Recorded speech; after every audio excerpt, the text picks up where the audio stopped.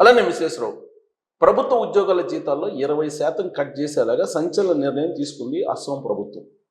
ఎందుకనంటే ఉద్యోగులు బహుభార్యత్వాన్ని కొనసాగిస్తున్నారు కొంతమంది. కాబట్టి వాళ్ళ శాలరీలో నుంచి 20% కట్ చేసి వాళ్ళు రెండో భార్యకి ఇస్తారు. లేదా సహచర్యం చేస్తున్నటువంటి ఆవిడకి ఇస్తారు. మీరు మూడో భార్యను చేసుకుంటే ఇంకొక 20% కట్ చేసి ఆమెకి ఇస్తారు. లేదా సహచర్యం చేస్తున్న ఇస్తారు. ఈ మేరకు అస్సాం ప్రభుత్వం ఒక నిర్ణయం తీసుకుంది. సంచలనమైనటువంటి నిర్ణయం.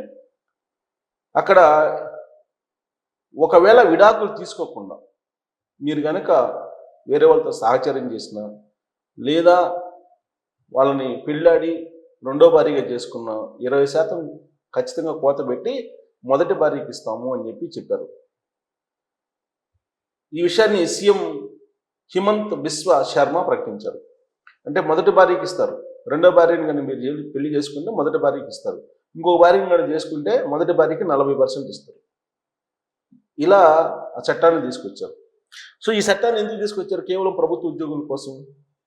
ఎందుకు అస్సాం సర్కార్ ఇలా నిర్ణయం చేసుకుందంటే, కడుపు కాలినటువంటి వాడికి రకరకాల ఆలోచనలు రావు. ఒకడికి పని చేస్తేనే తిండి. కడుపు నిండినటువంటి వాడికి అన్ని ఆలోచనలు వస్తాయి.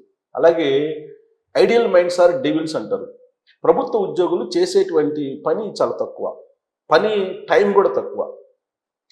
అందుకని ఐడియల్ మైండ్స్ ఆర్ డెవిల్స్. వాళ్ళకి పని తక్కువ ఉంటుంది కాబట్టి వాళ్ళకి పరిపరి విధాల ఆలోచనలు వచ్చి ఇప్పుడు రెండో పెళ్ళి, సాహచర్యం ఇలాంటివి ఎక్కువ వాళ్ళే చేస్తున్నారని ప్రభుత్వం గమనించింది. అందుకే మీరు కనుక విడాకులు ఇవ్వకుండా బహుభార్యత్వాన్ని కనుక పాల్పడితే మీ జీతం నుంచి 20% కట్ చేస్తానని చెప్పారు. ఆ మధ్య తెలంగాణ ముఖ్యమంత్రి రేవంత్ రెడ్డి గారు తల్లిదండ్రులు కనుక చూడకపోతే 10% జీతం కట్ చేసి వాళ్ళకి ఇస్తామని చెప్పన్నారు. అంటే ఎందుకు? తెలంగాణలో తల్లిదండ్రులు చూడనటువంటి ప్రభుత్వ ఉద్యోగులు ఉన్నారు కొంతమంది అని ఐడెంటిఫై చేసిన తర్వాత ఆ నిర్ణయం తీసుకున్నారు ఆయన. గతంలో కేసీఆర్ గారు కూడా అన్నారు. అంటే ప్రభుత్వ ఉద్యోగులు వాళ్ళ బాధ్యతలను కానీ, లేదా సమాజంలో వాళ్ళు ఒక దిక్చూచిగా ఉండాలని కానీ మర్చిపోతున్నారు. దానికి కారణం ఏంటంటే పని చేసినా చేయకపోయినా లక్షల్లో జీతాలు పడిపోతున్నాయి నెల నెల. రిటైర్ అయితే పెన్షన్లు పడిపోతున్నాయి. ఆ పెన్షనర్లని డిజిటల్ అరెస్టులు అంటారు కదా, సైబర్ నేరగాళ్ళు, వాళ్ళు వీళ్ళని ఇలాంటి వాళ్ళని టార్గెట్ చేస్తున్నారు. అందుకే ఈ మధ్యకాలంలో సైబర్ రికార్డు తీస్తే కనుక డిజిటల్ అరెస్టులు ఎక్కువ, రిటైర్మెంట్ అయినటువంటి ఉద్యోగులు ఎక్కువ మంది ఉన్నారు.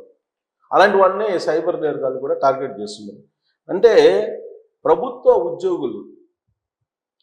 ఉద్యోగులు కొంతమంది విపరీతమైనటువంటి కోరికలతోటి, విపరీతమైనటువంటి వాళ్ళ ఆలోచనలతోటి సమాజాన్ని చెడగొడుతున్నారు అనేది అస్సాం ప్రభుత్వం యొక్క ఆలోచన. అందుకే ఈ నిర్ణయం తీసుకున్నారు హిమంత్ బిశ్వ శర్మ. సో కాబట్టి ప్రైవేటు ఉద్యోగులకు కూడా క్రమంగా దీన్ని తీసుకురావాలి అనేటువంటి ఆలోచన ఇప్పుడు ఆ ప్రభుత్వం చేస్తున్న అస్సాం ప్రభుత్వం. అలాగే ఇప్పటికే ఓల్డేజ్ ఉన్నటువంటి తల్లిదండ్రులను, దివ్యాంగ తోబుట్టువులను నిర్లక్ష్యం చేస్తే ప్రభుత్వ ఉద్యోగంలో 10% కట్ చేస్తానని కూడా నిర్ణయం తీసుకున్నారు. తోబుట్టువులు ఎవరైనా వికలాంగులు అయితే వాళ్ళకి ఖచ్చితంగా మీ జీతంలో నుంచి 10% ఇస్తామని చెప్పారు. తల్లిదండ్రులు చూడనటువంటి వాళ్ళని 10% ఇస్తామని చెప్పి అక్కడ అస్సాం ప్రభుత్వం సంచలన నిర్ణయం తీసుకుంది.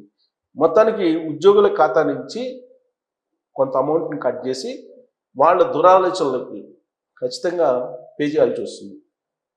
అలాంటి నిర్ణయం ప్రభుత్వం తీసుకుంటే అన్ని ప్రభుత్వాలు ఇలాంటి నిర్ణయం తీసుకోవాల్సిన అవసరం ఉందా లేదా అనే దాని మీద మీరు కామెంట్ చేయొచ్చు. Thank you.